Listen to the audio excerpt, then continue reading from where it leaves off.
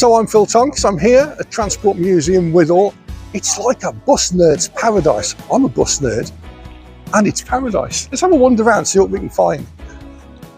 We've got metro buses here, loads of these in the 80s. You saw loads of these in the 80s across the streets of the West Midlands. Maybe as a kid you went to school on them. I certainly did. I remember them like it was yesterday really. And if you're slightly older, and we're looking at me again here, look at this beauty. This is the Midland Red D9, my favourite bus of all time. This would have been around in the 60s a lot, and into the 70s too.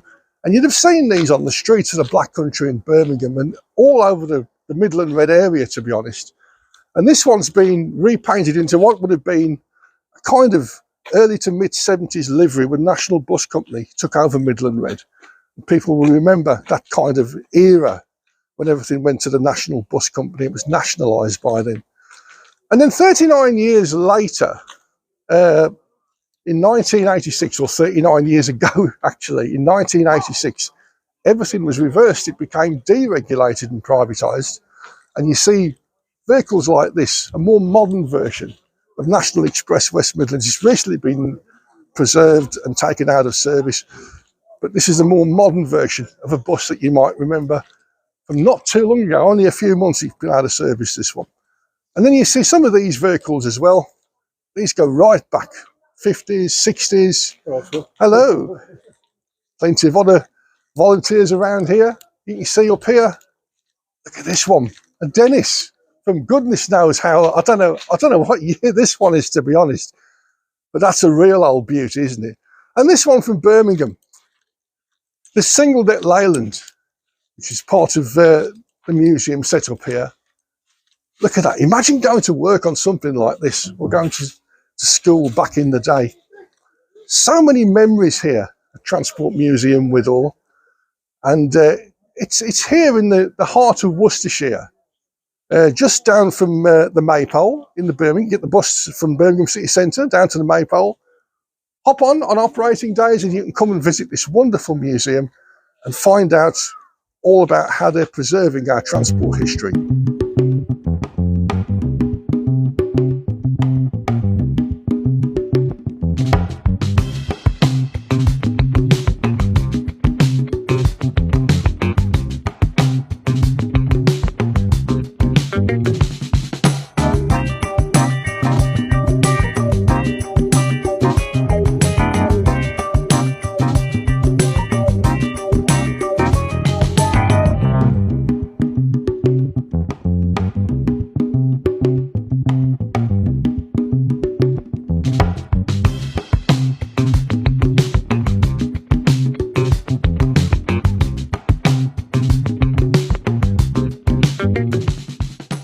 This is James.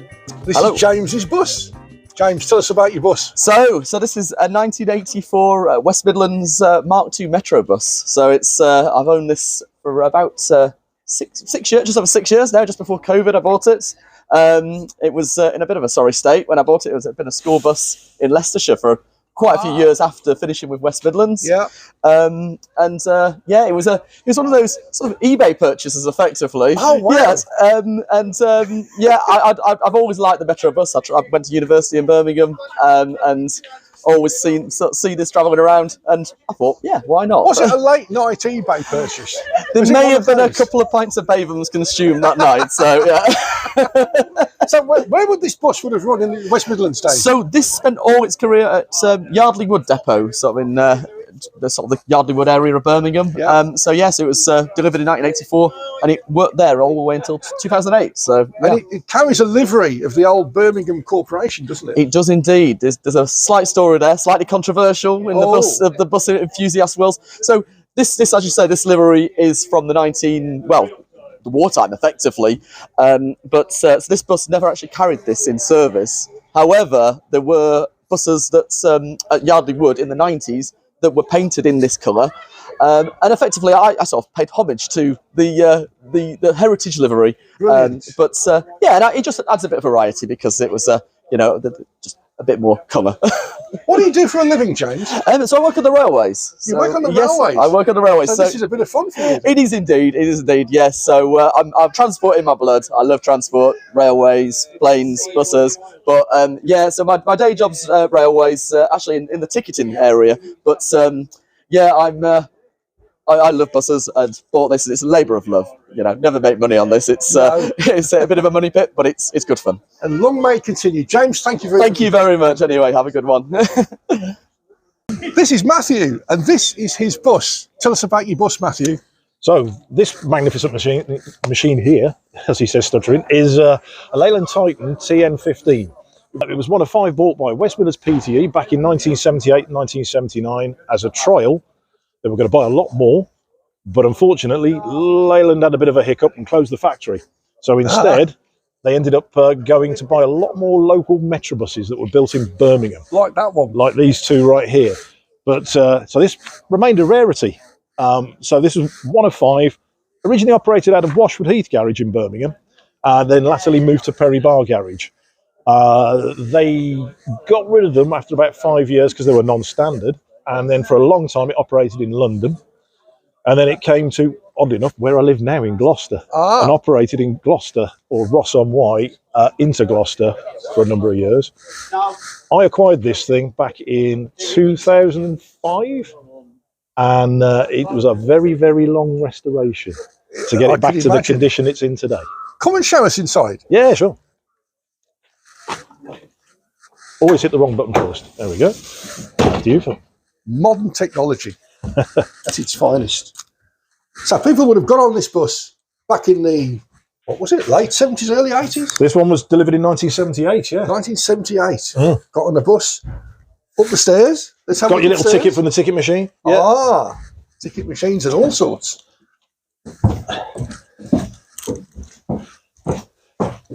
So people will remember these red seats. Yeah, the red vinyl slippy seats. Red vinyl seats, which were a feature of certainly my school days back in the day.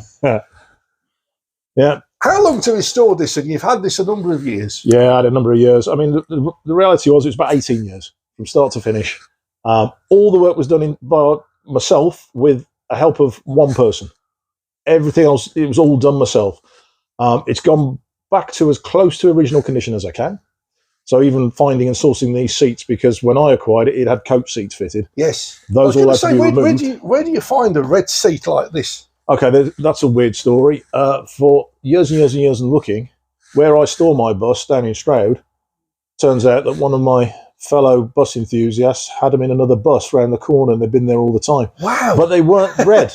So they've been dyed red. Oh, they've been dyed red? They were. Where do you take it? Obviously places like this. Yep. Do you go anywhere else with it?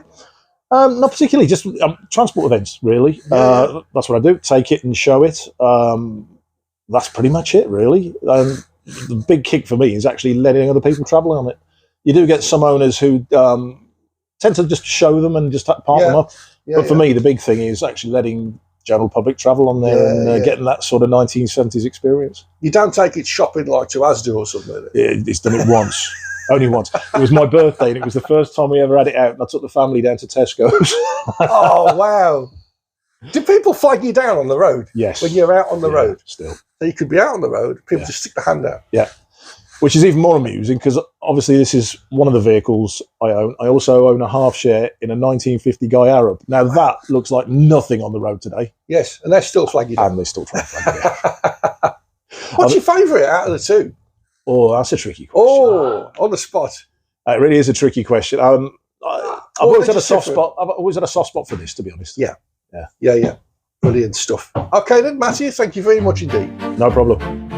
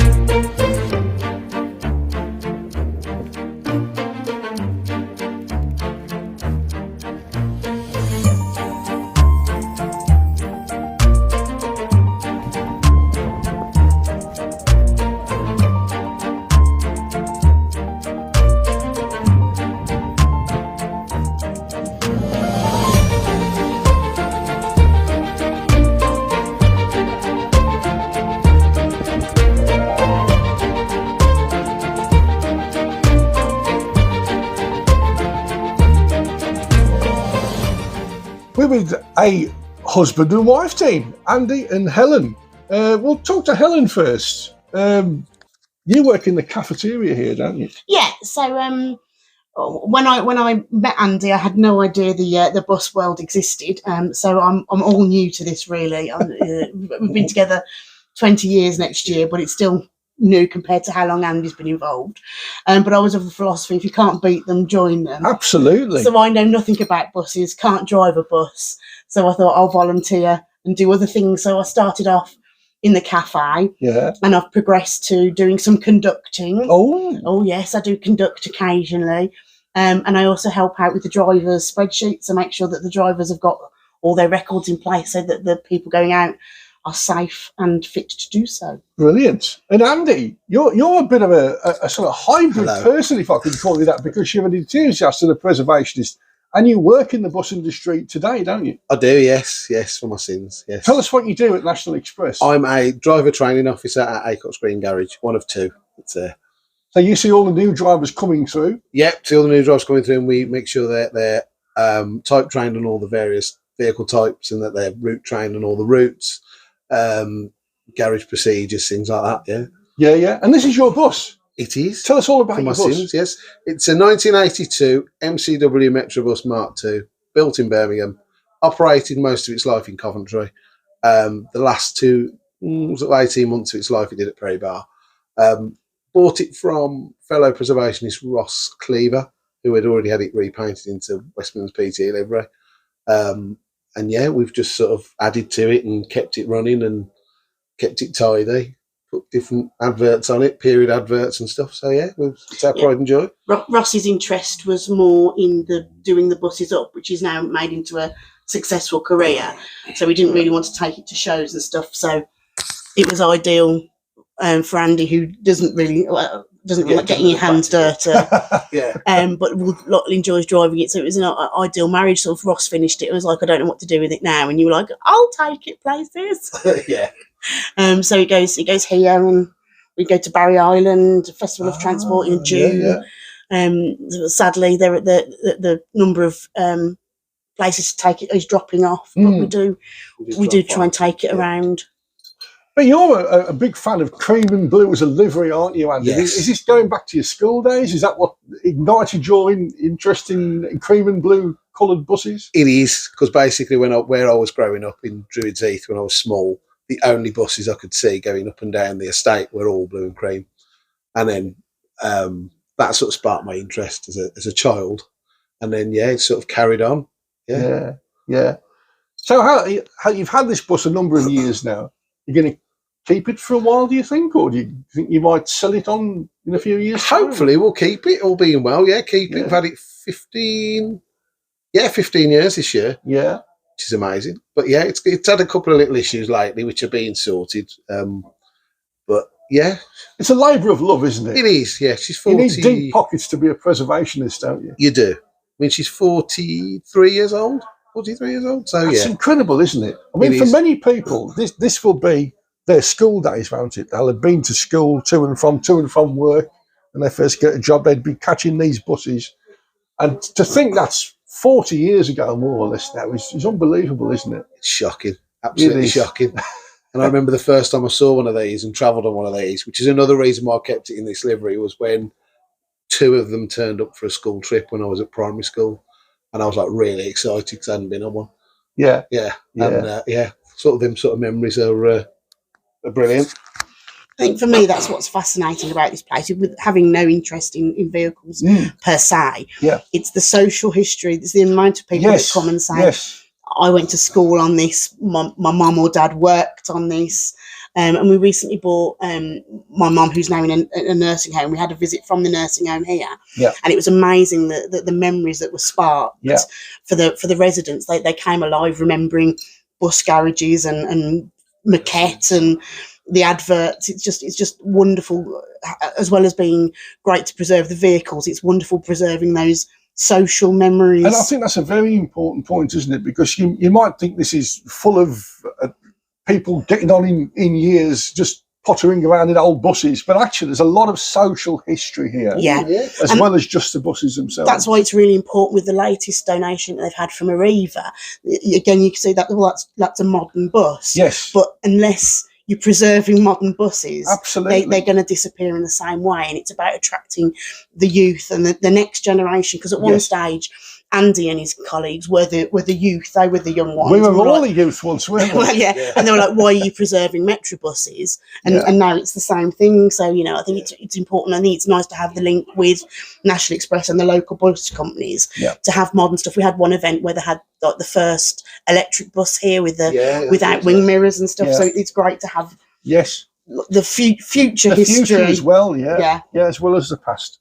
But for both of you, thank you very much for what you do. You preserve the past, you keep the interest here, and it's great to see the work that you do. Andy and Helen, thank you very much indeed. No problem, thank you. Thank you.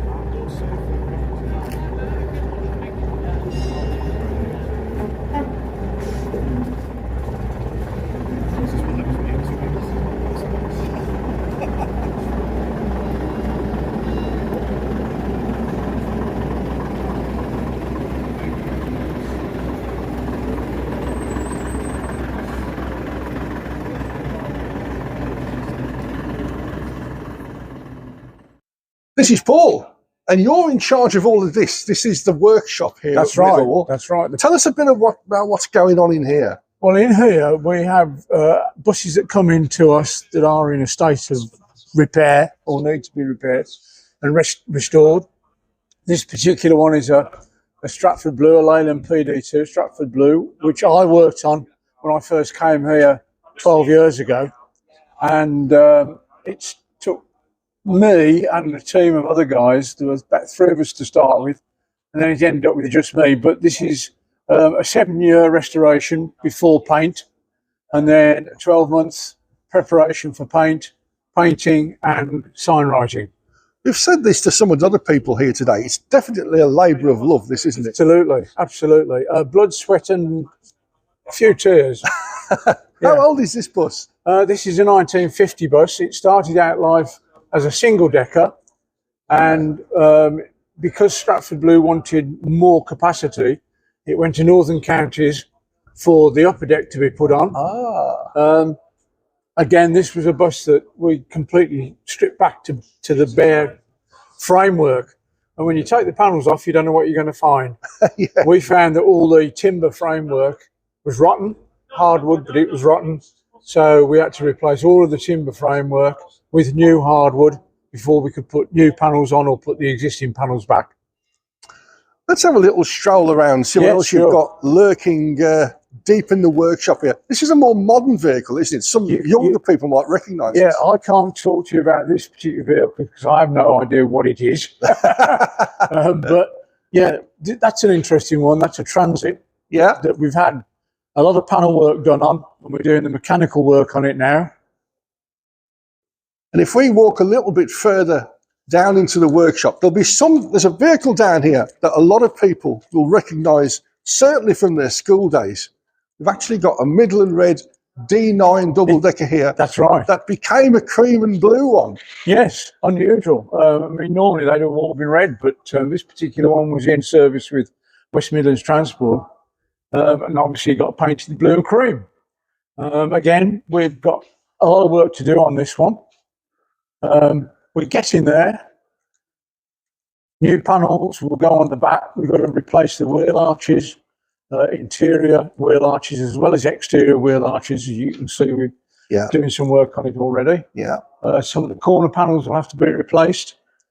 The one behind it is a Walsall Corporation bus. And again, this is actually in full restoration at the moment, has been for a number of years. Working on the inside at the moment. but there's still a lot of work to be done on it. How many volunteers have you got here in the workshop? It depends. We've probably only got half a dozen or so, and they come different days of the week. Some people come on a Monday, Tuesday, Wednesdays, whatever. But yes, we've only got a few volunteers, so work takes a long time. But it must be a tremendous moment when you've finished a restoration project and see it back out on the road again. Very satisfying once we've got it finished and it's back on the road, particularly with the Stratford Blue, for instance. Yeah. Over on the other side of the museum, we've got the Barton, which is up in the Shire Hall. That was another one that was started when I came here, and that's now completed. Fabulous looking bus. It's worth going and having a look at. My current project is the Harper Brothers Leyland behind the green and cream one. Let's have a quick look at that one while we're here. If we can squeeze through here and see if we can see this one here. It's fascinating being in here amongst all these vehicles. We have to try and keep it as tight as we possibly can. Yeah. It's always a bit of a difficult job. So you're working on this one at the moment as well? I'm working on this one at the moment. I'm working on this alone. We started out with two of us. But one person who was working early days has left. With this bus, we've had to strip off all the front end because the wing, wheel arches, everything were rusty, completely rusted out. Yeah. So now we're waiting for some fabrication work to come from an outside source. As soon as we get that, we can start painting it up and put it back on again. Yeah. And get the front end finished. The front windscreen frame was completely rotted away. Yeah. And so I've had to make a brand new frame, timber frame for the inside of here. Okay. All out of hardwood, and we treat everything with worm killer, just in case, because we've had one or two buses in here that have come in with woodworm, and of course it spreads. Yep. Yes. So everything timber we treat. We're going to have to make a new lower cab door on this one. The interior has been completely stripped out and we're going to put a new floor in. I've just finished bolting the seat frames down upstairs.